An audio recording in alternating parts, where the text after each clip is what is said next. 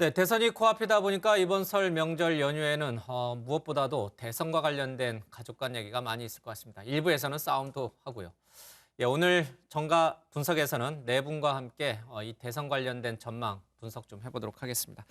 제 오른쪽부터요 소개해드리겠습니다. 김관옥 계명대 교수, 김영주 민주당 선대위 공보특보, 윤희석 국민의힘 선대본 상임 공보특보, 이종근 시사평론가 함께하겠습니다. 어서 오십시오. 안녕하십니까. 네, 오늘 예정됐던 이재명, 윤석열 후보 간의 양자 토론이 무산될 것인가 아니면 극적으로 타결이 돼서 토론이 이어질 것인가 관심이 좀 큽니다. 긴박했던 그 순간들 먼저 영상부터 보고 얘기 나누겠습니다. 주제 제한 없이, 칸막이 나누는 거 없이, 일시, 방식 다 양보했습니다. 메모지하고 펜 정도는 드리자가 저희 얘기였어요. 국민의힘은 결국 토론을 거부했습니다. 주제 구분 없이 하자, 자료 없이 무제한 토론을 하자는 국민의힘의 요구를 다 수용했음에도 끝내 이를 거부한 것입니다. 자료 없이는 토론을 못하겠다. 더 나아가 정책 토론 대신 본인이 원하는 네거티브만 하겠다는 윤 후보의 발상에 경악을 금치 못하겠습니다. 이재명 후보 측은 국정철학 운운하며 자료 없이 토론 못한다 프레임을 씌우길 원하지만 국민의 눈과 귀를 속이고자 하는 억지 논리를 펼쳐서 어떻게든 양자 토론을 안 하겠다고 생떼를 쓰는 것에 불과합니다. 마지막으로 다시 제안합니다. 오늘 밤 늦게라도 협상을 재개합시다. 네, 이재명, 윤석열 두 후보 간의 양자 토론이 가능할 것인가 아니면 이미 물 건너 간 것인가 분석이 좀 다른 것 같습니다. 누가 잘못했냐고 여쭤보면은 두 분이 2대2로 갈릴 것 같아서 일부러 그렇게 또 패널들을 모셨으니까 저희가 공정하게 하려고 한 번씩 돌아가면서 얘기를 좀 듣겠습니다. 먼저 민주당 쪽에서는 토론은 이제 이게 어제 자정까지 합의가 그렇습니다. 이루어져야지만 오늘 이제 네. 토론 준비를 거쳐서 오늘 토론이 이루어지는데 어제 자정까지도 합의가 안 이루어졌으면 오늘 토론은 무산됐다고 봐야 되나요? 이제 신락 같은 희망이 없는 것은 아니겠습니다만은 아직 있어요, 가능성이? 네, 예. 가능성이 있습니다만은 지금까지 논의해도 결론이 안 난다는 것은 사실은 거의 가망이 없는 쪽으로 가고 있지 않느냐라고 가망이 생각이 없다. 되고 예. 형식적으로 지금 뭐 언론 앞에서는 우리가 양보해서 하고자 하는 노력을 한다라고 얘기는 하지만 사실은 양쪽 다 사실은 안 할 마음을 조금씩 더 많이 갖고 있는 거 아닌가 그런 느낌도 갖게 됩니다. 예. 무산될 가능성이 굉장히 높게 보시고 우리 윤 특보는 어떻게 보십니까? 예, 뭐 물 비슷한 건너갔다고 보시나요? 지금으로서는 무산이고요. 무산이요. 다만 이제 양 당이 협상이 완전히 결렬됐다고 선언한 건 아니기 때문에 예. 뭐 오늘 원래 오후 6시 하기로 된 거 아니겠습니까? 아직 시간이 좀 있으니까 혹시 기대할 수도 있겠다. 막판 대타결이 네. 이루어질 수도 있다. 그럴 수도 있겠다. 알겠습니다. 그럼 왜 무산된 건지 이유가 궁금해요. 김관옥 교수님, 민주당 쪽에서는 뭐가 문제라고 보는 거예요? 윤 후보 쪽에서 뭘 자꾸 이렇게 안 들어주니까 또는 뭘 좀 해야 되는데 안 해서 문제라고 보시는 거예요? 결국엔 이거는 이제 토론 무산의 책임하고도 연동이 됩니다. 예. 그래서 먼저 선언을 못 하는 거예요. 그런데 실질적으로 보면 저는 이 부분에 관해서는 국민의힘이 무산의 책임을 전적으로 져야 된다 이렇게 생각을 합니다. 왜냐하면 민주당은 잘못한 게 없어요? 예, 제가 봐선 그래요. 그러니까 토론을 하려고 모든 걸 사실 수용을 한 거거든요. 예. 그런데 마지막에 이제 내놓은 조건이 뭐냐면 네거티브에 관련된 자료만 갖고 들어오고 저쪽 이재명 후보 쪽도 거기에 대응할 수 있는 자료만 갖고 들어와라. 예. 이게 마지막 조건이었던 거예요. 그러면 내용은 뭐가 되는 거냐면 자유토론이잖아요. 그러면 네거티브만 하자는 얘기예요. 대장동만 하자 이 그렇죠. 얘기인가요? 대장동만 얘기하자는 것이고 그러면 토론의 내용이라는 거는 정책은 다시 사라지고 네거티브 계속 이루어지고 예. 그걸 바라보는 국민들이 오래간만에 진짜 이 알 기회, 검증의 기회를 받았는데 사실은 뭐 정책이고 비전이고 모든 게 없어요. 예. 그럼 그걸 바라보면서 이런 걸 왜 하느냐. 일종의 이제 토론 무용론이 나오거든요. 예. 그다음부터 이제 토론을 안 하게 하는 그런 작용으로 이게 비화될 수가 있는 겁니다. 그래서 예. 저는 이 부분에 관해서는 지금 민주당이 사실은 사자를 해야 되는 것이거든요. 법원에서도 알 권리, 검증 권리도 중요하지만 선택권이 중요하니 사자 먼저 해라라고 했는데 그거를 이제 윤 후보가 안 받겠다고 얘기를 해서 예. 사실은 다시 양자로 돌아온 거잖아요. 그렇음에도 불구하고 이렇게 했다는 거는 처음부터 할 의도가 없었던 거 아니냐. 저는 이렇게 해석을 하는 것이고 예. 어찌됐건 간에 지금 국민들은 TV 토론도 굉장히 늦어졌어요. 알 권리가 충족이 안 되고 있습니다. 그래서 민주당은 더 이상 이 부분에 이렇게 질질 끌려갈 일이 아니고 여기서 선을 긋고 바로 사자 토론으로 들어가고 그 사자 토론에 예컨대 윤 후보가 들어오지 않는다면 그거는 이제 윤 후보 책임이 되는 거죠. 이렇게 해서 빨리 국민들이 도대체 후보들이 무슨 비전을 갖고 있고 그 비전을 어떻게 실행할 수 있는 능력을 갖고 있는지 비교적으로 검증할 수 있는 기회를 제공하는 것이 중요하다고 봅니다. 알겠습니다. 대장동 의혹만 관련해서 토론하고 싶어하는 국민의힘이 잘못된 것이다. 그 책임은 국민의힘에게 있다라고 보시고 어떻게 보세요, 이종훈 평론가는? 누구 잘못이 큰 겁니까? 저는 굉장히 좀 다른 시각으로 보는데요. 이게 이 그대로 어떤 상황별로 제가 말씀을 드리면 이겁니다. 처음에 주제를 갖고 서로 부딪혔잖아요. 예. 그런데 민주당에서는 쪼개자라는 거예요. 예를 들어서 정치, 사회, 경제 이렇게 다 쪼개다 보면 우리가 양자 토론을 또다시 할 수 있는 그런 그 기회가 아마 있을까요? 아마 이번이 거의 마지막일걸요, 처음이자. 그렇다면 여기서 뭐 2시간이든 아니면 90분이든 이렇게 주제를 여러 개 쪼개다 보면 그냥 나열만 하고 끝일 가능성이 크거든요. 서로 어떤 진짜 주제별로 이렇게 부딪힐 수도 없는 시간이고 그래서 주제를 그냥 완전히 그 칸막이를 빼고 하고 싶은 거를 서로 주도권 토론처럼 해보자라는 것이고 그것을 받아들였어요. 마지막에. 그 민주당이 참 잘 받아들였는데 도리어 민주당이 제안을 해온 거예요. 그러면 자료를 갖고 오지 마라라고 제안한 겁니다. 대장동 관련한 자료 갖고 오지 마라. 대장동이라는 말이 좀 잘못 들어갔는데요. 대장동이라는 부분이 서로 없었어요. 자료를 갖고 오지 무자료로 하자라고 역제안을 한 겁니다. 그런데 국민의힘 쪽에서는 자료 없이 토론하는 예가 없다. 경선 때도 이재명 후보가 자료를 갖고 경선 TV 토론에 임했고 2월 3일 날 TV 토론 사자가 결정돼 있지 않습니까? 거기서도 무자료로 하자라는 건 없어요. 그러니까 이건 나중에도 말씀드리겠지만 이건 규정에도 없는 얘기거든요. 역제안을 해서 아니 그건 이 원래 규정에도 없는 거 아니냐라고 서로 부딪히다가 끝내 12시까지 간 거죠. 자, 여기 사실관계 하나 명확하게 해야 될 게 지금 자료를 갖고 오지 말자는 것이 민주당의 제안이었다라고 하는데 그렇지가 않습니다. 국민의힘이 정책토론회로 안으로 가져온 문서에 산무가 있어요. 거기에 모든 자료를 갖고 들어오지 말자는 조건이 그 안에 명확하게 있습니다. 그렇기 때문에 그거는 국민의힘의 조건인 거지 민주당의 조건이 아닌 거예요. 그걸 다 받는다고 얘기를 했습니다. 그러니까 예컨대 이 TV 토론, 특히나 대선의 토론 중에서 자유토론은 전 세계에 없어요. 알겠습니다. 모든 것을 분야별로 나눠서 분야별 정책과 역량을 비교해 보는 것이 TV 토론의 어떤 취지인 것이지 여기서 자유 토론을 한다 이런 사례는 없는 것인데 이것도 다 받았는데 불구하고 그리고 뭐 자료 아무것도 안 갖고 오지 말자고 얘기했어요. 그리고 나서 그걸 바꿉니다. 다시 대장동 것만 갖고 들어오게 해달라는 거예요. 알겠습니다. 교수님 그러면 여기서 저도 똑같이 한 번씩 기회가 있으니까요. 아니, 잠시만요. 이게 이제 두 분 말씀도 좀 들어야 되니까 제가 기회는 공정하게 다 골고루 드리도록 하겠습니다. 자, 이 무자료 토론이라는 취지가 어떤 맥락에서 나온 말이냐, 그것이 오해된 것이냐, 아니면은 한쪽에서 어거지를 쓰는 거냐, 이 논란이 좀 있는 것 같습니다. 먼저 양당 관계자들 얘기를 좀 듣고요. 두 분의 의견도 좀 들어보도록 하겠습니다.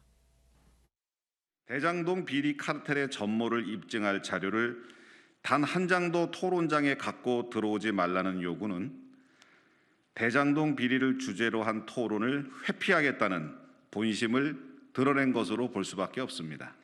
사자 토론은 자료를 가져 하는데 양자 토론은 자료가 있으면 할 수 없다는 건 어떤 논리로도 설명이 안 됩니다. 자료는 좀 없이 하자. 이게 얼마나 준비됐는지 이런 것들을 보여주기 위한 부분도 있기 때문에 자료 없이 커닝 토론은 안 된다. 평상시 준비된 거, 평상시 가지고 있던 소신을 가지고 정정당당하게 토론하자. 예, 아까 김간옥 교수님께서 이제 이의 제기를 했던 그 부분에 대해서 윤특보 한번 이종훈 평론가에게도 이제 기회를 드리겠습니다만, 우리 윤특보님께 좀 여쭤보겠습니다. 원래 애초에 양당이 합의할 때는 정말 자료 없이 하자라고 저 문건에 지금 화면에 잠깐 나왔습니다. 있었는데 저 문건을 국민의힘이 뒤집은 겁니까? 아니면 저 문건의 해석을 민주당이 잘못하고 있는 겁니까? 똑같은 단어를 가지고 이제 해석을 잘못하는 예. 다르게 하는 건데요. 저희가 이제 주장한 것은 시각적 자료를 활용하지 말자. 즉 예를 들어 토론을 하다가 예. 판례를 들어서 무슨 도표를 보여준다든지 음. 그런 거지. 예를 들어 저희 방송하는 데도 이런 자료를 이렇게 보면서 하지 않습니까? 예. 근데 이거 없이 하자는 얘기가 도대체 뭘까를 생각해 봤어요. 음. 저희 입장에서는 민주당은 안 그럴 수 있겠지만은 예. 저희 입장에서는 예를 들어 이재명 후보가 갖고 있는 대장동 의혹은 굉장히 복잡하고 금액도 여러 가지가 있고 사람도 많기 때문에 예. 그걸 보면서 해야죠. 이게 암기력 테스트가 아니지 않습니까? 그리고 방금 전에 박주민 의원이 얘기했어요. 준비된 뭐라고 지금 얘기한 거 보니까 준비를 잘해 갖고 와가지고 뭐 자료 없이 하는 게 맞다 뭐 이렇게 얘기를 하는데 그런 자료의 얘기가 아니잖아요. 예. 이게 뭐 외워서 하는 것도 아니고 그냥 하자는 얘기는 숫자도 잘 기억 못한 상태에서 굉장히 어설프게 공격하기를 바라는 그런 마음밖에 없지 않겠습니까? 예. 그런 차원으로 봐야지 자료 없이 토론한다는 게 무슨 의미가 있을까요? 그게 국정과 무슨 예. 관련이 있는지 저는 묻고 싶습니다. 자료 있으면 토론이 안 돼요? 컨닝 토론이라고 지금 이제 박주민 의원 얘기하는데 아니 저도 뭐 자료 많습니다. 이 책상에 여기 자료 없으면 토론이 안 돼요? 사실은 이제 뭐 예. 그 자료에 국한해서 우리가 얘기하기보다는 예. 이미 이제 한 달 전만 하더라도 윤석열 후보가 이재명 후보하고 토론 자체를 가당차는 일이다고 얘기를 했고요. 예. 이제 그런데 최근에 들어서 토론 준비를 했다고 들었습니다. 그런데 기본적으로 그때도 대장동, 백현동 문제부터 해결하고 하자 이렇게 얘기를 하셨어요. 예. 윤 후보가. 이제 그렇다면 실제로 토론 내용도 거의 대장동, 백현동 뭐 혹은 조폭 예. 그런 비리 의혹, 네거티브에 집중된 자료를 가지고 하나하나 전달할 것이란 말이죠. 예. 이제 그런 면에서 과연 그것을 가지고 줄줄이 읽는 것에 대한 역동성이 과연 얼마나 있는가, 오히려 예. 불꽃 튀는 여러 가지 얼마나 준비되어 있는가를 토론해 내는 데는 역부족이다. 거의 마이웨이식의 예. 토론을 양자가 할 수밖에 없을 거라고 보여지고 그런 부분에 대한 어떤 국민의 기대치와 달라지는 부분에 대한 지적이다. 그렇게 이해하시면 될 것 같습니다. 예. 내부는 서로 인정 안 하실지 모르겠습니다만은 제가 볼 때는 국민의힘 쪽은 대장동 관련된 것만 토론의 주제로 좀 삼고 계속 그 부분을 집요하게 하고 싶어 하는 것 같고 민주당 쪽은 대장동을 제외하고 정치, 경제, 외교, 안보 분야 등 다른 기타 분야를 두루두루 하면서 윤석열 후보의 준비 안 된 그런 어떤 문제점을 지적하고 싶어 하는데 공격 포인트를 맞추고 있는 것 같아요. 양쪽의 이 동상이몽이에요. 생각이 달라요. 양자 토론을 하고 싶지만 다루고 싶은 주제는 서로 다른 것 같습니다. 이종근 평론가님, 네네. 제 말이 맞죠? 대장동 의혹만 하고 싶어 하는 거죠? 국민의힘. 반하고 싶다는 건 아니지만 예. 그러나 그 의혹이 사실은 아직 해소되지 않은 부분이 굉장히 많으므로 예. 거기에 대해서 국민을 대신해서 좀 더 많은 질문을 좀 해보겠다라는 뜻으로 보여지고요. 예. 사실상 이 TV 토론이라는 것이 아까도 말씀을 드렸지만 양자 토론이 또다시 열릴 가능성이 없잖아요. 왜냐하면 예. 심상정 후보와 또 안철수 후보의 반발이 계속 있는데 사자 토론이 계속 하더라도 양자 토론 또 한 번 하자라고 예. 할 수 없고 시기적으로 그러면 이번 한 번인데 예. 정치, 경제, 외교, 안보, 뭐 사회 다 해버리면 뭐 120분 동안이라고 하더라도 한 그 섹터당 예. 15분도 안 될 거예요. 그럼 15분의 정책을 서로 이야기하다가 끝날 수는 없지 않습니까? 그러면 거의 나열식이 될 수밖에 예. 없기 때문에 그러다 보면 사실상 우리가 대통령 TV 토론을 보면 정치를 하면서도 딴 얘기를 하고 사회를 하면서도 딴 얘기를 하고 이렇게 되는 경우가 예. 많지 않습니까? 아까 김간욱 교수님 말씀에 제가 하나 보충을 하려고 했던 게 외국은 안 그렇습니다라고 얘기하지만 미국을 예를 들면 미국은 양당이라서 예. 대통령 토론이 두 사람만 해요. 예. 그리고 3번을 해요. 미국도 전체적으로 딱 3번 하는데 보면 정치, 사회, 경제 이렇게 한 번씩 나눠서 하거든요. 예. 근데 그게 가능한데 양자 토론 딱 한 번 있는데 그 많은 분야를 다 쪼개서 하자는 건 그냥 정책 한 번씩 이야기하고 끝내겠다라는 거나 다름없다는 것이죠. 다양한 주제를 하면 수박 겉핥기로 흘러가서 그냥 시간이 아까울 정도다. 딱 궁금하고 중요한 주제 하나만 딱 하는 게 그러니까 효율적이다. 예. 주도권 토론이 언제나 있지 않습니까? 예. 그 법정 토론에서도 그러면 이번에 주도권 토론을 해보자는 거예요. 둘이 맞붙어서 예. 자신이 원하는 것을 각각 원하는 것을 하다 보면은 그러면 아니 이쪽만 대장동 합니까? 저쪽도 어쨌든 나설 거 아닙니까? 그러니까 그런 그 프리하게 이번 120분 동안 양자 토론 딱 한 번이니까 그렇게 하자는 제안이죠. 알겠습니다. 그리고 이 자료를 갖고 들어가도록 하자라고 하는 그 주장의 배경에는 민주당 쪽에서 봤을 때는 이 윤석열 후보가 과거 이 특별수사검사로서의 그 기질을 그대로 이제 좀 이렇게 보여주고 싶어하는 거 아니냐, 이렇게 피의자를 따지듯이 신문하듯이 하는 모습을 연출하고자 함이 아니냐, 그런 의구심으로 보는 시선도 있던데 맞나요, 그런 게? 글쎄요. 그런 예. 식으로 볼 수 있는 시각에 대해서 전 이렇게 생각을 예. 해봤습니다. 국민들이 이재명 후보가 갖고 있는 그 의혹이 사실에 가까운 걸로 믿기 때문에 예, 윤석열 후보가 갖고 있는 그 검사 이미지를 투영시켜서 마치 검사와 피의자가 대질하듯이 그런 식으로 생각하는 게 아니냐는 건데 예, 개인적으로 볼 때는 두 분 다 법률가예요. 그리고 두 분 다 유력한 대선 후보입니다. 그런 예. 상황에서 그런 식으로 보인다는 게 서로에게 그렇게 좋은 건 아니라고 보고 다만 이 의혹은 그런 식으로 국민들이 생각할 만큼 범죄의 가능성 그리고 예. 상당히 사실로 인정될 수 있을 만한 그런 의혹이 많다. 그래서 이건 예. 반드시 검증을 해야 된다. 그런 차원으로 접근해야 한다고 생각합니다. 예. 김용식 투표님, 이 대장동 의혹과 관련해서 이재명 후보도 여러 차례 방송에든 어디 지면이든 여러 차례 자기와 무관하고 오히려 자기가 더 많은 이익이 돌아갈 뻔한 거를 이제 시민의 그 이익으로 갖고 왔다라고 얘기를 하시잖아요. 네. 오히려 더 좋은 기회 아닌가요? 이렇게 대장동 의혹과 관련해서 집중적으로 토론이 이루어지면 본인이 더 적극적으로 더 해명할 수 있는 기회가 열리는 거니까. 네. 뭐 그럴 수도 있겠습니다만 결국에는 설 밥상에 뭘 하냐. 대장동 문제만 올라갔을 때 국민들이 전반적으로 다 이 이야기를 이해하고 균형 잡힌 시각을 가질 수 있느냐. 예. 의혹만 가지고 얘기했을 때 사실은 내용과 상관없이 불리하다는 어떤 프레임의 문제가 있을 수 대장동 있고 프레임으로 그냥 오히려 지나갈 수 차라리 있으니까. 예. 정말 그 윤석열 후보 측에서 자신 있게 얘기할 수 있는 게 안보라든지 외교 이런 부분이 있을 수 있어요. 예. 연일 북한이 포를 쏘고 이제 그런 조금 더 건설적이고 말하자면 정책 공약과 연관된 토론을 해야죠. 예. 이제 그런데 완전히 지금 국민의힘은 거의 뭐 어떤 검사가 범인을 신문하듯이 이런 토론을 그런 프로그램으로 몰고 가려고 하는 예. 그런 그 숨은 의도가 있는 게 아닌가. 이제 그런 것을 저희들이 문제 삼는 것이죠.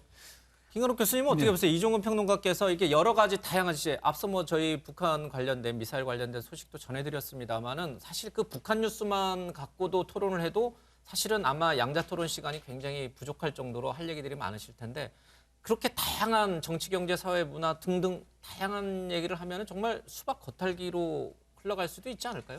지금 우리가 사실은 어떻게 보면 네거티브 선거다라고 할 예. 정도로 양측의 어떤 네거티브 측면만 이렇게 드러나 있는 예. 선거 과정입니다. 그러면 지금 이 순간에도 또다시 그 얘기를 해야 되는 것이 국민에 보여줘야 되는 그런 것인가에 대한 회의가 있어요. 예. 그러니까 지금까지 정책을 많이 보여줬다 그러지만 사실 각자가 이제 자기 정책들을 내세운 것이고 이걸 예. 비교적으로 이렇게 파악할 수 있는 그런 시간들이 많지 않았거든요. 예. 그리고 그거를 실질적으로 실천할 수 있는 그런 역량이 있는지 비교도 잘 안 됐어요. 그러면 이런 소중한 시간은 거기다 할애를 해야 되는 거죠. 예. 윤 후보가 이제 사실은 31일에 이제 TV 토론을 하자는 거는 더 많은 국민들이 볼 수 있는 기회를 주자는 거였잖아요. 그렇다 그러면 그 취지에 맞게 그때 이제 했어야 되는 것인데 예. 지금 사실 이 양자 토론은 그러니까 만약에 한다고 해도 당 홈페이지나 뭐 후보 채널들뿐이 못 보거든요. 예. 이 선관위에 의해서. 그렇죠. 이제 TV 언론사들은 이것을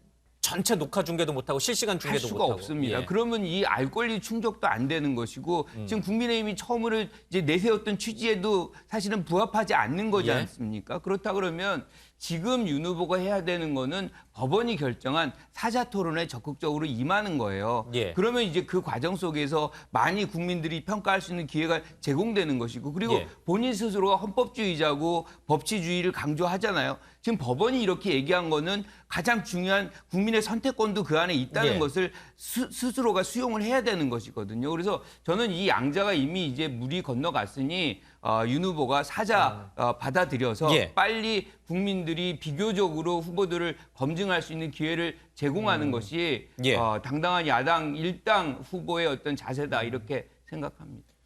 지금 사자 토론을 지금 국민의힘이 하지 않기로 결정한 건 아니죠? 그렇지 않습니다. 그 사자냐 양자냐에 이제 문제가 있는데 방금 교수님께서 법원 그 가처분 인용 결정에 예. 대한 해석에 대해서 조금 저희와 다른 말씀을 하셨는데 법원의 결정 취지는 두 가지로 볼 수 있습니다. 사자가 아니면 방송할 수 없다는 생각을 할 수가 있는 거고요. 그런 예. 해석을 할 수 있는 거고 양자랄 경우는 그럼 방송 안 하면 되는 거 아니야 이렇게 해석할 수도 있는 겁니다. 예. 저희는 후자에 방점을 두고 양자는 하되 방송하지 않으면 된다는 쪽에 저희는 주장을 계속 해왔던 거고 예. 어차피 이 양자 토론은 저희가 먼저 제안한 게 아니에요. 이재명 후보가 먼저 제안을 했고 저희가 그것을 받은 겁니다. 그렇기 때문에 마치 예. 저희가 토론을 기피하기 위해서 사자를 안 하기 위해서 양자만 하기 예. 위해서 뭔가 그건 아니고요. 사자도 마찬가지입니다. 저희가 3일에 사자 하자고 말씀을 드렸습니다. 물론 선 양자 후 사자라는 예. 말씀을 드렸지만 이 상황에서 저희가 사자 안 한다 그런 말씀 드릴 수 없죠. 알겠습니다. 오늘 예정됐던 양자 토론이 이뤄질지 또 다음 달 3일 이뤄지는 사자 토론이 예정대로 진행이 될지 좀 계속 정치권의 이 팽팽한 신경전이 이어지고 있는 것 같습니다. 자, 이 사자 토론에 대해서 안철수 그리고 심상정 두 후보 측은 강하게 반발을 하면서 어젯밤부터 철야 농성에 들어갔습니다. 먼저 화면 보겠습니다. 안철수를 설 민심 밥상에 올리는 것은 죽어도 못하겠다는 것. 그래서 설 전에 저 안철수와는 절대 토론 안 하겠다는 것. 저는 지금 이 시각부터 두 기득권 정당 후보들의 편법 부당한 양자 담합 토론을 규탄하며 철야 농성에 돌입합니다. 이재명 후보, 윤석열 후보는 오만한 패권 정치에 대해 국민에게 사과하십시오. 더 이상 뒤에서 담합하지 말고 국민이 지켜보는 공정한 링으로 올라올 것을 다시 한번 강력하게 촉구합니다. 네, 국민의당 안철수 후보, 정의당 심상정 후보 쪽에서는 이 양자 토론이 다음 달 3일 예정되는 이제 법정 3회 사자 토론의 물빼기다, 힘빼기다 이렇게 하면서 이제 하지 말라라고 이제 강하게 반발을 하고 있습니다. 어쨌든 지금 분위기는 하지 않는 쪽으로 조금 우세해서 두 후보의 뜻이 관철되는 게 아닌가 싶긴 한데 이평론가님. 네. 실제로 이 지금 안철수, 심상정 두 후보 입장에서 보면 이 양자 토론은 굉장히 본인들에게 불리해요, 그렇죠? 그러니까 본인들을 좀 같이 껴서 뭐 자유롭게 하는 그런 토론 횟수를 좀 사자 토론 횟수를 좀 늘리는 게 좀 좋겠다 이렇게 아마 두 분들은 생각하고 있을 텐데 국민의힘에서는 그걸 받아줄 생각이 전혀 없나요? 아니 그러니까 국민의힘 입장은 아까 예. 인투표께서도 말씀을 하셨지만 이것은 국민의힘이 토론회를 안 하겠다는 게 아니라 제가 보기에는 예. 더 많이 하게 된 거 아닙니까? 예를 들자면 2월 3일은 예. 4차 토론이 준비돼 있었던 것이고 거기에 양자 토론도 함께 하자라는 것이고 그렇다면 만약에 양자 토론을 안 했다면 3번만 하는 것인데 양자 토론이라는 토론이 하나 더 예. 하게 되는 어떤 상황이 됐고요. 안철수 후보나 심상정 후보 입장에서야 예. 모든 토론을 다 사자 토론을 하면 좋겠지요. 하지만 지금 이렇게 제가 표현되는 두 분이 표현되는 어떤 이 표현을 보면 상당히 이 토론이라는 것을 자신들의 어떤 정치적인 전략적인 어떤 지금 구도로 가져가고 있다라는 생각이 들어요. 왜냐하면 계속 지지율이 신상정 후보는 굉장히 닭보였고 안철수 후보는 잠시 올랐다가 지금 다시 정체거든요. 전체적으로 봤을 때. 그런데 이 두 후보가 이렇게까지 표현에 각을 세운 적이 없어요. 그러니까 양비론이긴 하지만 그러나 양비론을 했다고 해서 사실은 더 지지율이 정체된 점도 있거든요. 근데 토론을 기화로 해서 양쪽의 거대 정당을 몰아붙이면서 제3지대로 그 시선을 이렇게 옮기게끔 하는 어떤 효과가 있다. 그러니까 어쨌든 이 두 후보가 이런 어떤 그 전선을 형성하는데 참 양자 토론이라는 어떤 그런 형식을 지금 이렇게 기회로 삼아서 도리어 이렇게 각을 세우는 게 아니냐라는 생각도 할 수가 있죠. 그런데 이 양자 토론 지금 뭐 계속 토론 얘기를 주로 하고 있습니다. 그런데 양자 토론이 꼭 두 후보에게 유리한 건 아니다 이런 일각의 주장도 있는 것 같아요. 그러니까 이재명 후보는 너무 달변가로 알려져 있어서 혹여나 잘해야 본전이고 못하면은 괜히 욕만 먹는 거고 윤석열 후보 쪽도 마찬가지입니다. 그러니까 별로 이렇게 토론을 많이 해서 좋을 건 없다 이런 내부 의견도 일부 있나 봐요.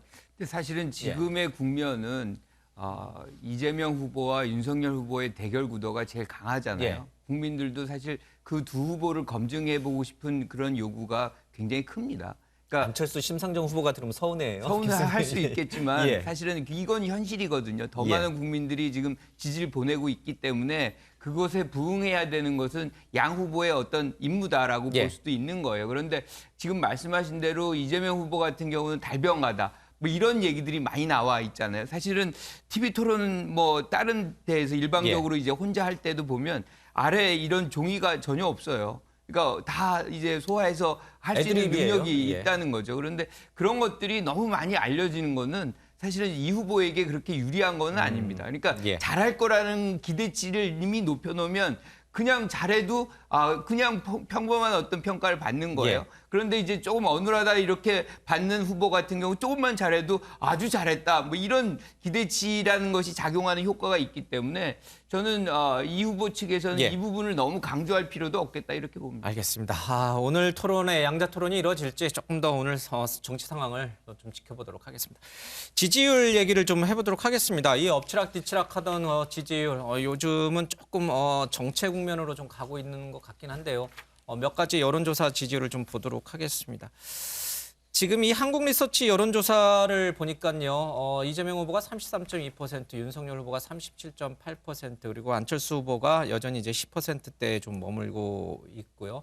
당선 전망을 보면은 저게 이제 과거에 전주에 했던 조사와 좀 달라진 부분이 이제 누가 대통령 당선 가능성이 높냐는 이 질문에 대한 답변을 보면 윤석열 후보가 이재명 후보를 좀 앞서는 것으로 나옵니다. 일주일 전에는 좀 그러지는 않았죠.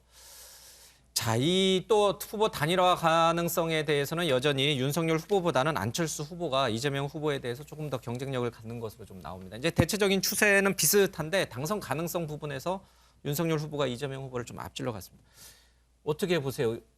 특보님은 저 상황이 지금의 민심을 잘 반영하고 있는 거라고 보십니까? 아니면 저건 또 다시 뭔가 왜곡 현상 내지는 좀 앞으로 바뀔 가능성이 높다고 보십니까? 저는 기본적으로는 지금 이 기조 자체가 저는 그 경향성을 좀 띠고 있다. 연초부터 오늘 아침에도 뭐 인터뷰 있었습니다만은 북한이 연일 뭐 7차례 어떤 그 부분이 이제 뭐 공격을 해오는 상태에서 뭐 시범 테스트입니다만은 그런 의미에서 안보라고 하는 이슈들이 굉장히 중요한 의제가 됐고 그것이 한참 또 올라오는 안철수 후보의 기세를 오히려 꺾어버리는 계기가 됐고요. 또 윤석열 후보의 어떤 그 접점 자체가 하나의 새로운 그 윤 후보로의 집중의 계기가 됐기 때문에 그리고 무엇보다도 정권 교체에 대한 비율이 높아 있는 상태거든요. 50% 60% 사이였기 때문에 지금 이 구도를 가지는 것만 해도 나름대로 이재명 후보는 선전하고 있다 그렇게 보여지고요. 또 이런 연초에 이런 북한의 어떤 뭐 여러 가지 다양한 실험적 공격적 태세들의 국면이 뛰어넘고 안철수 후보가 갖고 있는 어떤 대체율이 윤석열 후보보다는 이재명 후보의 대체율이 높습니다. 그래서 조금 이 구조가 가면 사실 정상적으로 간다라고 거의 양자 구도로 갔을 때 갤럽 조사 같은 경우는 거의 그렇게 나오고 있습니다만은 팽팽한 접전으로 갈 것이기 때문에 상당히 오히려 역으로 제가 보기에는 이재명 후보가 선전하고 있다 그렇게 보고 있습니다. 지금의 저 정도 격차는 이제 나중에 더 임박해지면 대선이 임박해지면 충분히 좁혀지고 초접전으로 갈 것이다 이렇게 보시는군요.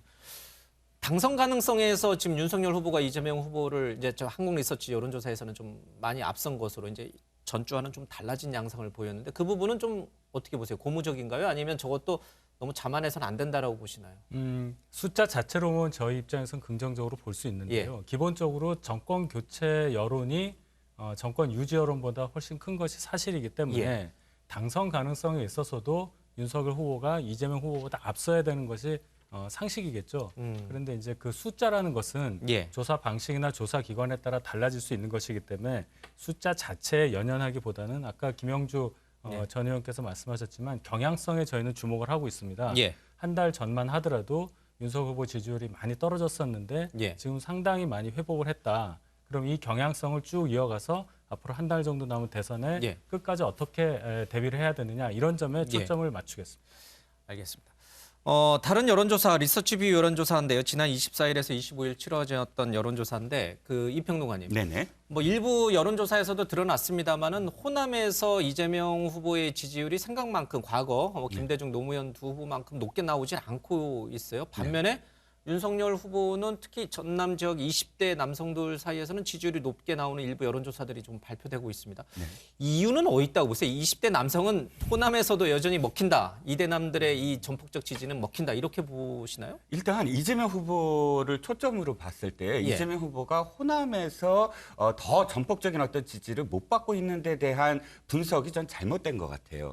그러니까 경기도 예. 지역을 순회하다가 갑작스럽게 이제 광주로 달려가서 예. 광주에 걸맞는 또 이렇게 정책이라든지 표현들이 나왔단 말이죠. 근데 저는 광주를 포함해서 전북, 전남, 이 호남 민심의 지금까지 대선의 어떤 향배는 뭐냐면 다른 곳에서 얼만큼 그 지지를 받을 수 있느냐를 예. 검증하고 와라라는 것이거든요. 이를테면 노무현 후보 시절 노무현 후보는 부산 경남에서 사실 그 이전에 민주당 후보들보다 민주당 대선 후보들보다 열광전의 어쨌든 지지를 상대적으로 받았기 때문에 사실상 당시의 후보 경선에서도 이 광주 호남의 지지를 받을 수가 있었거든요. 그러니까 여기 달려오지 말고 차라리 부산을 달려가거나 예. 대구를 달려가서 더 많은 지지를 획득하면 사실 호남이 더 많은 지지를 나중에 오지 않더라도 할 수가 있는 것인데 지금 예를 들자면 이재명 후보가 쭉 하다가 광주나 전남이나 전북의 홀대론이나 소외론으로 이 오해받을 만큼의 어떤 뭘 잘못을 저지른 게 하나도 없거든요. 예. 그러니까 4년 전에 돌이켜 보면 문재인 대표가 김홍걸 전 의원, 예. 의원을 그 감계해서 5.18 묘지를 간 건 당시에 홀대했다. 즉 예. 노무현 정부 시절에 비서실장으로 있던 문재인 비서실장이 호남을 홀대했다라는 오해 때문에 그 오해를 풀려고 달려와서 무릎을 예. 꿇은 거거든요. 근데 이재명 후보는 지금은 뭐냐면 자신이 경쟁력 있는 후보다라는 걸 호남민들한테 보이면 돼요. 예. 그러니까 저는 그래서 정체돼 있는 건 왜 정체돼 있냐면 이재명 후보의 플러스 확장성. 예. 확장성에 대해서 이 한계가 호남인들이 있다. 퀘스천 마크를 갖고 있다. 알겠습니다. 그 확장성을 보여야 된다는 거예요. 예. 서로가 이제 상대 후보에 대해서 이렇게 평가를 하니까 좀 더 설득력이 있는 것 같습니다. 그러면 김간욱 교수님, 네. 윤 후보는 왜 지지율이 높게 나오고 호남에서도 20대 남성들 중심으로 왜 지지율이 높게 나는지 그 원인 분석을 좀 해주시죠. 그 사실은 지금 PK나 지금 TK 지역에서 이 후보가 굉장히 선전하고 있어요. 예. 지금 MBS 같은 경우는 결과로 본다 그러면 29%가 지금 대구 경북에서 나오고 예. 있습니다. 굉장히 높은 수치고 PK 지역은 오히려 윤 후보를 앞서고 있습니다. 예. 이거는 기본적인 우리 구도 속에서 본다 그러면 이번 선거를 바라보기 좀 어렵다는 얘기를 예. 드리고 싶은 거예요. 그러니까 호남도 과거처럼 일방적으로 민주당 후보를 이렇게 지지하고 이렇게 결집되고 이런 경향성이 굉장히 낮아졌습니다. 예. 그래서 어느 텃밭이다 그래가지고 완전히 모든 것을 다 몰아주는 이런 것이 아니기 때문에 더더욱 선거 치르기 어려운 것이고 윤 후보 같은 경우는 지금 20대 지역, 20대 영역에서는 또 굉장히 약진을 하고 있지만 전반적으로는 호남에서 굉장히 약하거든요. 예. 이제 그런 추세는 분명히 있지만 과거처럼 극단적인 형태의 취약점 뭐 이런 건 아닙니다. 그래서 세대별로 지역별로 맞춤 공약을 하고 열심히 양 후보가 뛰지 않는 한 언제든지 이제는 지역별과 상관없이 지지가 바뀔 수 있는 가능성이 높은 대선이다. 저는 이렇게 평가합니다. 예. 마지막까지 어느 지역에서 내가 우세하다 이렇게 안심할 수 있는 그런 지역은 없다. 그렇습니다. 예. 알겠습니다. 자, 이재명, 윤석열 두 후보 대선이 코앞으로 다가오면서 그동안 많은 우여곡절, 위기의 순간들을 좀 지나왔습니다. 그 위기의 순간들은 어떤 건지 한번 살펴보겠습니다. 먼저 이재명 후보에게 있어서 가장 큰 위기의 순간들은 과거 욕설 논란이 아니었을까 싶습니다. 이재명 후보 그리고 김혜경 씨 저희 MBN 시사 스페셜에 나왔는데 직접 얘기 들어보겠습니다. 결국은 어머니를 폭행해가지고 병원까지 가셨습니다. 어머니도 이제 떠나셨습니다. 형님도 이제 떠나셨습니다. 다시는 이런 일이 일어나지 않습니다. 제가 잘못했습니다. 이제 이런 문제로 우리 가족들 아픈 상처 그만 좀 해집으십시오. 많이 괴롭고 하긴 한데 이미 벌어진 일이고 또 이재명 후보가 책임질 부분은 또 책임지고 또 그걸로 인해서 국민들께서 또 야단치신다면 야단도 맞고 사과도 하고 그래야 된다고 생각을 하고 왜곡되지만 않는다면 그런 판단이나 검증에 대해서는 받아들여야 된다고 생각합니다. 이재명 후보의 최대 아킬레스건은 대장동 의혹 관련 그리고 이 욕설, 집안 문제, 욕설 논란인데 일단 대장동 의혹은 뭐 앞서 이제 양자 토론 얘기에서 충분히 했으니까요. 이 과거에 있었던 이 욕설 논란은 이거는 지금 이제 두 후보 또 이제 김혜경 그 배우자의 김혜경 씨 얘기도 좀 들어봤습니다만은 눈물까지 흘리면서 진정 사과하는 모습을 보였다고 생각하시는 거죠. 근데 이게 계속 악재로 작용하나요? 이제 충분히 사과했음에도? 아무래도 이제 그것이 전체적으로 욕설 논란은 말이 있지만 그것이 전파되는 시점이 느릴 수 있기 때문에 아직도 처음 들어보는 사람도 예, 있을 그런 수 부분들이 있고. 계속 나올 수 있어요. 사실은 이 욕설 논란이야 뭐 도지사 나왔을 때도 있었고 뭐 성남시장 예. 선거 때도 그런 논란은 계속 이어왔던 그런 논란이지만 대선 국면에서는 예. 새롭게 듣는 분들이 분명히 있고 특히 이 부분은 특히 여성 유권자들한테 굉장히 어려운 부분입니다. 예. 정서적으로 받아들이기 어렵기 때문에 이유야 어찌 됐든 간에 예. 이제 그런 부분이고 어쨌든 이재명 후보로서는 당시에 자기 친형이 오히려 다른 당을 지지해서 뭐 다른 당이 되어 있는 동생을 시장이 있는 동생을 괴롭히는 이런 형국의 복잡한 영역이 있을 거예요. 예. 다 해명할 수 없지만 어쨌든 계속 사과할 수밖에 없는 부분이 있는 거고 예. 저희들로서는 아마 어쨌든 설을 맞이하게 됩니다. 설 전까지 이 모든 논란들 속에서 사과하면서 이제부터는 그 과거의 여러 논란이 종식되기를 기다릴 수밖에 없는 그런 국면이 아닌가 그렇게 보여집니다. 그냥 수동적으로 기다리는 게 아니라 이제 이제 사과하는 거 말고는 딱히 돌파책은 없어요. 이제 충분히 또 사과를 했고 그렇습니다. 그러면 이제 예. 효과가 이제 충분히 이제 국면 전환을 나타날 해서 이제 정책적인 측면이나 그랜드 비전을 가지고 뭐 그 정도 했으면 됐다라고 하는 정도를 이끌어 나가는 어떤 선거 전략과 전술이 필요하다고 보여집니다. 알겠습니다. 자, 이 국민의힘은 어때요? 이 부분을 이재명 후보의 가장 아킬레스건, 약점인 이 부분을 계속 집요하게 선거까지 끌고 가야겠죠? 저희가 굳이 그러지 않더라도 예. 민주당 또 이재명 후보 쪽에서 이 욕설 관련한 논란에 대한 대응 방식이 잘못됐기 때문에 예. 국민들께서 계속 뇌리에 그것을 갖고 계시라고 생각합니다. 무슨 말씀이냐면 예. 사과의 지점이 다릅니다. 사과를 국민께 할 것은 욕설했던 어떤 그 사실행위에 대해서는 그럴 수 있지만 국민들이 평가하는 거는 욕설을 했냐 안 했냐는 것보다는 욕설 이후에 보여준 태도, 즉 예. 후보자의 인성에 관한 부분이라고 생각합니다. 이 욕설에 대한 사과는요. 국민께 하기에 앞서서 돌아가신 형 그리고 형수와 조카에게 해야 되는 거예요. 그러면 간단한 일인데 이 후보 그리고 김혜경 씨 두 분 예. 모두 거기에 대해서는 전혀 얘기를 하지 않고 있어요. 여기에 대해서 국민들께서 올바른 판단을 하시라 이렇게 생각합니다. 어떻게 두 분도 짧게 시간을 좀 드릴까요? 하실 말씀 있으세요? 이 이재명 후보의 아킬레스건 위기와 관련해서? 그러니까 뭐 사과를 지금 안 한 게 아니잖아요. 지속적으로 지금 사과를 하고 있고 사실은 뭐 이 부분이 어떻게 보면 이재명 후보에겐 굉장히 약점입니다. 예. 분명히 사과를 해야만 하는 것이고 이런 부분인데 저는 이 이재명 후보의 사과가 윤 후보의 어떤 사과로 이어질 필요가 있다. 무슨 얘기냐면 지금 김건희 씨의 녹취록이 굉장히 많이 나오고 있어요. 이재명 후보 같은 경우는 이 부분에 대해 사과를 분명히 했습니다. 예. 녹취록이 나온 부분들 국민들이 굉장히 사실은 꺼려하는 부분, 싫어하는 부분들 굉장히 많음에도 불구하고 예. 이걸 사과한 적이 없어요. 이거는 굉장한 차이라고 봅니다. 그러니까 과거의 일에 대해서 사과를 하는 자세와 예. 사과 없이 그냥 밀고 나가는 자세는 국민들이 보기엔 굉장히 비교적으로 볼 수가 있는 것이거든요. 그래서 그러면 사과를 안 하면 그걸 잘했다는 얘기인 것이냐라고 되물을 수가 있는 겁니다. 그래서 이 부분에 관해서 여러 가지 논란들이 있잖아요. 그러니까 사과하는 것이 먼저 필요하다 예. 이렇게 봅니다.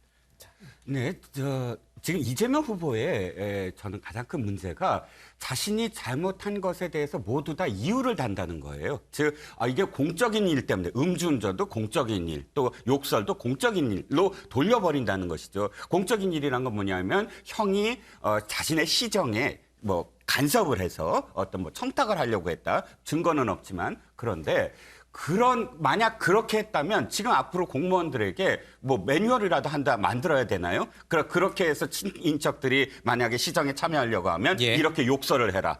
이게 서로 말이 안 되잖아요. 예. 자, 사과는 아까 윤 특보께서 정확하게 말씀하셨습니다. 국민들이 보면서 욕설을 들으면서 불편해하는 지점은 뭐냐면 아니 가족들끼리 그렇게 이 은원 관계가 있어서 욕설까지 퍼부었다는 거예요. 그렇다면 국민들의 마음을 편하게 하려면 그 수신제가 그 가족들끼리의 은원을 풀면 됩니다. 더군다나 당사자가 돌아가셨다면 아니 도대체 한번 들어보시면 알겠지만 왜 고등학교인 그 조카를 두고 조카의 발언을 교육청에 고발하겠다. 또 딸의 발언을 두고 이 조카의 발언을 두고 너 때문에 뭐 정신병원에 집어넣겠다라는 조카들까지 그렇게 이야기했다면 지금 윤특보께서 말씀하셨지만 당사자 고인 다 되셨으니까 형수와 조카들에게 사과를 하는 모습을 보면 국민들의 마음은 따뜻해질 겁니다. 알겠습니다. 이종훈 평론가께서 이제 말씀 중에 은연 중에 한번 들어보시면 알겠지만 이러면서 자꾸 들어볼 것을 권하는 것처럼 좀 느껴지기도 하네요. 알겠습니다. 뭐 선거 전략상 그럴 수도 있으니까요. 자, 그렇다면 윤석열 후보의 위기의 순간들은 어떤 게 있었을까요? 이건 민주당 관계자들의 입을 통해서 들어보겠습니다. 무당, 무속, 주술 이거 좀 구분해야 되는 거 아닌가 싶어요. 주술이라고 하는 거는 그러니까 단순히 길흉화복을 점치는 게 아니고 세상을 뭔가 이상한 이해하기 어려운 비합리적인 뭐 그런 것들을 동원해서 바꾸려고 하는 그런 걸 주술이라고 그러죠.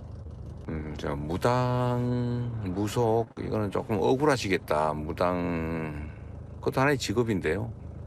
개인들이 하는 거에 뭐 상관이 있겠어요. 그런데 이게 공적 영역에 들어올 경우는 정말 심각한 문제가 될 수 있죠. 저는 단순히 개인의 길흉화복을 넘어서 국가의 국정을 판단하는 데 무속인의 도움을 받는다는 것은 대단히 위험한 일이 아닌가 생각합니다. 윤핵관은 무당이고 왕윤핵관은 부인 김건희였습니다. 윤 후보의 무당 선대본 실상도 속속 드러나고 있습니다. 선거 공식기구에 대놓고 무당을 임명할 정도면 이는 샤머니즘 숭배일 것입니다. 이를 통제 못한 국민의힘 당도 구수의힘 당이라는 비판을 면키 어려울 것입니다. 네, 윤석열 후보의 아킬레스건은 바로 이 무속 논란, 또 이준석 대표와의 갈등 여러 가지가 있었습니다. 자, 이 뭐 손의 왕자, 건진법사, 무명스님 뭐 여러 가지 얘기들이 계속해서 나왔음에도 불구하고 앞서 잠깐 여론조사 봤습니다만 여론조사에는 크게 영향을 안 주는 것처럼 일단은 액면으로는 그렇게 보여요. 그럼에도 불구하고 이것을 민주당 관계자들은 집요하게 계속 문제 제기를 하고 있는데 이유가 뭔가요? 정확하게 보면 사실 저희들이 역대 선거에 많은 어떤 뭐 스님, 뭐 또 종교인들, 뭐 또 무당들 다 말하자면 선대위에 결합할 수는 있어요.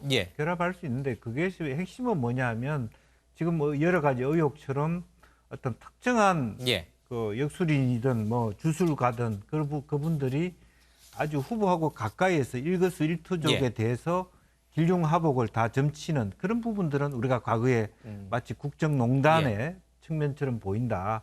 그런 측면이 하나 있어요. 국정농단의 대자뷰다. 그래서 뭐 뒤에서 앉아가지고 뭐 그야말로 택일을 하고 뭐 또 인사 같은 것도 그런 있을 수 있죠. 장관 하는데 생년월일 받아가지고 누가 줬냐. 그런 것 자체도 역량보다는 그렇게 돼버릴 가능성이 많고 그러면 그 사람이 힘을 갖게 돼 있고 오히려 상황은 김건희 씨다. 김건희 씨보다 위에 있는 분은 뭐 무슨 법사님이다. 이렇게 됐을 때 과연 국가가 과연 21세기 국가다운 위상을 가질 수 있느냐 하는 부분이고 또 하나는 오늘 요 무술 논란 외에 이제 아무래도 리스크 자체가 김건희 씨다 보니까 녹취록 속에 나타난다 보면은 예를 들면 우리는 오히려 안정편이다 이런 부분에 대해서 왜 윤 후보는 아무 말도 하지 않느냐. 이수정 교수조차도 이것은 문제가 있다라고 2차 가해라고 얘기한 데 대한 철학적 인식 성인지적 감수성이라든지 이제 그런 측면들이 있는 것이죠. 이제 그런 부분에 대해서 단순히 우리가 인성을 뛰어넘어서 국가를 운영하는 지도자로서의 역량과 또 말하자면 균형 잡힌 어떤 인식 그리고 실질적으로 국정 운영을 앞으로 이렇게 만약 가져간다면 과연 정상적인 줄서기를 어디에 할 것이냐. 윤석열 후보한테 할 것이 아니라 김건희 여사한테 하게 될 그런 가능성에 대해서 미리 우리가 경고하는 것이죠. 자, 이 주술 논란과 김건희 씨 문제가 이제 같이 연계가 돼 있다 보니까 뭐 같이 얘기를 하죠. 구분해서 할 부분은 아닌 것 같고. 자, 이 부분 약점이라고 불리는 이 부분을 국민의힘은 지금 어떻게 인지를 하고 있어요? 정말 이제 근데 막상 또 이렇게 터지고 나서 이렇게 보니까 별 효과가 없네? 약간 안도하는 분위기인가요? 아니면 여전히 선거 막판까지 굉장한 변수를 갖고 있는 그런 주제라고 보시나요? 저희 입장에서 시험을 앞둔 수험생 입장에서 이 모든 의혹에 대해서 뭐 안심한다기보다는 계속 조심하면서 가야 되고 해명할 부분에 대해서는 충실하게 해명하는 그 자세는 변함이 없습니다. 다만 여론조사에 큰 변화가 없다. 이것에 대한 충격을 저희가 안 받는 것처럼 나오는 이유는 국민들께서 현명하게 판단하시기 때문이에요. 지금 김영주 전 의원께서 말씀하셨던 그런 의혹에 대해서 혹할 수 있습니다. 그런데 잘 합리적으로 생각해 보면 우리나라가 그렇게 허술한 나라가 아니라는 것이죠. 또 중요한 것은 후보 본인이 중요한 거 아니겠습니까? 만약에 비합리적이고 비과학적인 어떤 의사결정 체계에 윤석열 후보가 혹했다면 거기에 영향을 받는다면 그것은 저희로서도 받아들일 수 없는 일이에요. 그러나 거기에 대한 증거가 전혀 없고요. 만약에 그렇게 살아오셨던 분이 어떻게 검찰총장까지 되고 대선에 대선 후보로 나설 수 있겠습니까? 알겠습니다. 어제 새롭게 불거졌던 논란 중에 하나가 이 대장동 의혹과 관련해서 김만배 씨의 녹취 얘기인데 거기에 뭔가 의미심장한 얘기가 있다 이렇게 민주당 쪽에서 주장하고 있습니다. 잠깐 들어볼까요? 어제 김만배 씨의 녹취록이 공개가 됐습니다. 이 내용은 상당히 좀 충격적입니다. 본인이 알고 있는 사실을 털어놓으면 성렬이 형이 크게 다친다. 이런 취지의 이야기였습니다. 유력한 대통령 후보가 오래된 법조 출신 기자의 약점이 잡혀 있다면 과연 제대로 대한민국을 통치해갈 수 있는 것이냐 하는 문제를 제기할 수밖에 없습니다. 김만배 씨의 녹취록, 우상호 의원은 아마도 이 윤석열 후보의 부친의 집을 김만배 씨의 누님이 사준 문제라든지 여러 가지 그 논란을 아마 연계시키는 것 같은 뉘앙스예요. 이게 어느 정도 폭발력을 갖고 있는 주제라고 보시나요? 만약에 우상호 의원이 저렇게 그 김만배 씨의 그 표현을 전적으로 저렇게 신뢰한다면 김만배 씨의 녹취록에 있는 그 모든 표현을 다 신뢰해야 돼요. 특정 부분만 신뢰하는 것은 그야말로 이 취사 선택해서 편집하는 거나 다름없지 않습니까? 그렇다면 지금까지 김만배 씨의 녹취록에 나온 수백억 원을 줘야 된다, 그분이다. 이 표현들도 전부 다 맥락을 다 이해해야 되지 않겠습니까? 그런데 지금까지 민주당은 어떻게 했냐면 아니다. 그건 이 당시 상황에서 나머지 사람들을 설득하기 위한 것이다. 그게 왜 이재명 후보와 직접적으로 연관이 있느냐. 단지 그분이라고 했다 그래서 연관을 짓는 건 무리다. 이렇게 입장을 표명해 왔는데 지금 성렬이 형과 그 표현에 있어서는 맥락과 상관없이 충격적이다라고만 이야기하잖아요. 그러니까 똑같습니다. 전체 맥락을 보고 이해해서 이야기하지 않으면, 예를 들어서 구체적인 어떤 증거가 나오지 않는 것에서 저렇게 확신을 하시려면 국민의힘에서 그분이 이재명 후보다라고 단언하는 것과 별다른 게 없다는 겁니다. 그러니까요. 민주당 쪽에서 이 부분을 집요하게 이제 문제 제기를 하는데 주술 논란도 그렇고요. 지금 이 김만배 씨의 녹취록 성렬이 형과 또 무슨 관계가 있는지 모르겠습니다. 뭔가 좀 뚜렷한 증거를 갖고 밀어붙이면 더 효과적일 텐데 그런 부분을 준비하고 계신 건가요? 이게 지금 녹취록에 나온 거잖아요. 그때 과거에 같은 녹취록에서 그분 700억 유동규 이것도 다 검증된 자료 있나요? 없어도 지금까지 어떻게 했나요? 수많은 사람들이 그분은 이재명이고 700억이 이재명 돈이고 700억 유동규 돈이고 이런 식으로 계속 얘기했던 거잖아요. 근거 하나도 없었어요. 똑같은 현상이 벌어지고 있는 거예요. 그래서 어떻게 하느냐에 따라서 또 다시 이런 식으로 되갚음을 받는 겁니다. 그래서 항상 증거를 갖고서 얘기를 해야 되는 것이 필요한 것이고 아까 우리가 이제 또 샤머니즘 얘기를 했는데 사실 이 부분은 굉장히 좀 심각해요. 그러니까 이미 외신들은 샤머니즘에 대한 기사를 쓰고 있습니다. 미투 관련해서 쓰고 그다음에 기자들에 대한 어떤 부분들도 이 유해를 가하겠다 이런 얘기 다 이미 나가고 있고 전 세계적인 어떤 타픽이 되고 있는 상황이에요. 그렇다면 이 문제가 그렇게 우리만의 얘기인 것인가? 이거는 그렇지 않거든요. 그래서 더 많은 검증이 필요한 것이고 국내에서도 송평인 동아일보 논설위원이 샤머니스트 퍼스트 레이디는 안 된다. 청와대 가는 건 두고 볼 수 없다라고 극명하게 얘기를 하고 있어요. 이 부분은 왜 그러느냐? 이거 자체가 국가의 운명을 굉장히 어지럽힐 예. 수 있는 가능성이 높기 때문이라는 것이죠. 그래서 이거 자체가 말로 그냥 끝나는 것이냐? 그렇지 않다는 게 그 녹취록에도 나타나요. 예컨대 뭐 정대택 씨 같은 경우 우리가 국감장에서 증인해서 뺐다. 예. 행위들이 벌어져요. 조국 정경심 씨 가만히 있었으면 구속 안 당했을 텐데 가만히 있었기 때문에 구속시켰다라는 행위가 있었기 때문에 미래를 또 예측할 수 있는 그런 워딩으로 우리가 생각할 수 있는 거잖아요. 그래서 이런 녹취록이 중요해진다고 저는 생각을 합니다. 알겠습니다. 자, 주제를 하나 더 짚어보도록 하죠. 이 윤석열 후보의 배우자 김건희 씨의 등판 얘기가 계속 나오고 있습니다. 어제 김혜경 씨, 이재명 후보의 부인이죠. 김혜경 씨도 저희 엠뱅과 인터뷰에서 그런 얘기를 했는데 먼저 듣고 이 문제 좀 다뤄보겠습니다. 배우자를 둘러싼 검증과 논란은 어떻게 보고 계세요? 물론 그 배우자가 저도 들어가는 거죠. 그럼요. 네. 대통령이라는 그런 큰 권한을 가진 사람에게 영향을 미칠 수 있는 사람이라면 무언 검증을 해야 된다고 생각합니다. 그 부분에 있어서는 후보나 후보 주변 사람들이 받아들여야 된다고 생각합니다. 네. 네. 거기에는 부인과 가족도 포함된 건가요? 그렇죠. 예, 김혜경 씨는 이제 배우자, 후보 배우자도 검증 대상이다 이렇게 얘기를 좀 하고 있고 열심히 활동하는 거에 비해서 김건희 씨는 이제 그동안은 공개 석상에는 전혀 모습을 드러내지 않았는데 최근에 이 네이버에 뭐 프로필을 본인이 직접 올리시기도 하면서 이제 직접 활동에 나설 것 같다라는 얘기들이 계속 나옵니다. 이제 캠프에서 그렇게 정했나요? 이제 활동하시기로? 아니요, 아직은 그렇게 공개적으로 말씀드릴 것이 없습니다. 예. 아직은 확정적으로 결정된 게 없고 다만 어떤 포털 사이트에 본인의 프로필을 직접 올리고 예. 이런 걸로 봐서는 본인이 공개적으로 활동한 의사 표시를 한 걸로 생각은 됩니다. 예. 그런데 캠프 차원에서 언제 그럼 할지 어떤 방식으로 활동을 할지 거기에 대해서는 아직 결정된 게 없다 이렇게 말씀드리겠습니다. 예. 그 허위 학력 기재 논란이라든지 이런 부분은 지금 물론 이제 뭐 일부 조사가 되는 부분도 있고 또 교육부가 각 대학 당국에도 얘기를 하고 있습니다만 어떻게 지난번 사과한 걸로 그냥 넘어가는 건가요? 어떻게 되는 건가요? 만약 공개 활동을 한다면? 학력 관련 부분에 대해서는 충분히 설명을 드렸고 예. 다만 이제 국민대 논문 관련한 예. 또 임용 과정에 있어서의 어떤 교육부의 감사에 의한 교육부에서 얘기한 그 부분에 대해서 저희가 여러 가지 해명을 했습니다.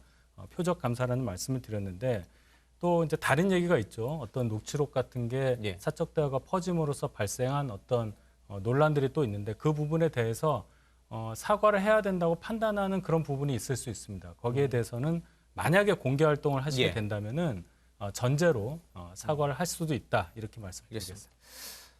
어떻게 보세요? 이제 공개 활동에 나서실 것 같죠? 예, 그렇게 되면 민주당으로서는 또 이해득 씨를 계산 안 할 수는 없을 텐데. 글쎄요, 저는 이제 예.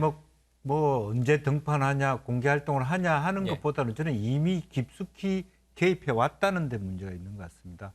그동안 녹취록에 나타나는 거 우리 캠프로 와라. 예. 현재 캠프에 마땅한 사람이 없다. 여러 가지 어떤 그런 부분 제가 알기로도 예. 녹취록에 안 나온 제가 개인적으로 알고 예. 있는 민주노총 활동을 했던 지도자한테도 직접적으로 김건희 씨 쪽으로부터 제안이 들어왔다. 이런 얘기를 직접 들었습니다. 예. 그렇다면 그동안에 수많은 말하자면 그 캠프 구성에 있어서 예. 자기 나름대로 개입을 해왔다는 뜻이고 또 그것을 뭐 캠프가 복잡하고 매머더급이다 보니까 잘 모를 수는 있는 것이죠. 이제 그런 측면이 하나 있고요. 근데 또 하나는 실제로 제가 느끼기에는 국민의힘에서 누구도 김건희 씨에게 대해서 등판하라 말라 할 수 있는 지시를 할 수 있는 위치에 예. 있는 사람이 아무도 없는 것 같아요. 그 남편인 후보자조차도 잘 모른다라고 얘기하는 정도가 지금 캠프의 분위기입니다. 저는 과거에 사실은 이제 우리 박은순 시장 예. 캠프 때 할 때 박은순 시장 부인을 활동에 참가할까 말 것인가를 토론한 적이 없고 실제로 참가를 안 시킨 적이 예. 있었거든요. 지금 과거의 어떤 정치적 캠프에서는 그런 것까지 굉장히 깊이 있게 주도적으로 역할을 예. 했는데 지금 국민의힘의 문제는 아무도 그런 부분을 주도적으로 이래라 저래라 할 수 있는 사람이 없다는 것이 문제라고 봅니다. 알겠습니다. 시간이 다 돼서 제가 두 분께는 30초밖에 못 드릴 것 같아요. 먼저 뭐 이평론가께서 먼저 30초 하시겠습니까? 김건희 씨 관련해서. 네. 예. 아마도 우리가 예측할 수 있는 건 윤 후보와 김건희 씨의 발언에서 활동이 어디로 갈 건가를 예. 유추해 볼 수 있을 것 같아요. 두 분이 계속 발언이 어떤 거였냐면 봉사활동이라는 언급을 했거든요. 예. 그러니까 우리가 등판이라고 표현되더라도 김혜경 씨 같이 적극적으로 어떤 그런 그 유세를 도와준다 이런 것보다는 조용하게 봉사활동을 하는 그런 행보로 정도? 보이시지 않을까 생각합니다. 김건욱 교수님. 저는 뭐 지금 말씀하신 대로 이미 등판이 돼 있는 것이고 지금 봉사활동을 한다. 봉사활동의 어떤 이미지가 살려질까? 지금 여태 우리 녹취록에서 본 행위들은 이미 그걸 훨씬 뛰어넘는 고도의 정치 행위를 지금 하고 계시거든요. 그래서 이런 부분부터 정리를 해야만 사실 국민들이 그분의 어떤 행위에 대해서 인정을 하고 이 후보 부인의 어떤 입장을 이제 받아들이게 되는 것이지 그런 어떤 사과 없이는 사실은 부정적인 효과가 더 클 수밖에 없다 이렇게 봅니다. 알겠습니다. 자, 오늘 네 분 말씀 잘 들었습니다. 고맙습니다.